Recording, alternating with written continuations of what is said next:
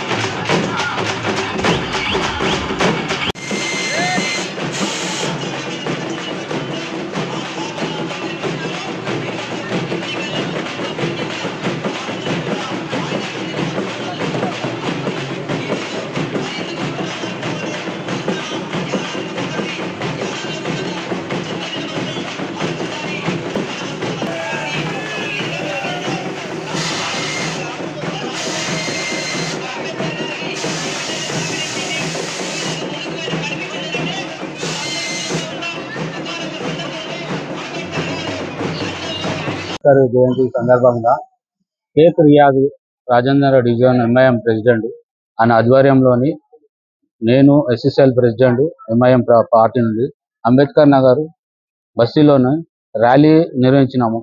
అందులో నా యొక్క సంఘం సభ్యులు అందరూ పాల్గొని ఈ యొక్క ర్యాలీని జయప్రదం చేశారు। వారికి ధన్యవాదాలు।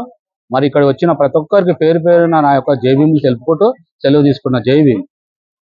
నమస్కారం, నా పేరు షేక్ రియాజ్, రాజేంద్ర డివిజన్ అధ్యక్షుని ఎంఐఎం పార్టీకి।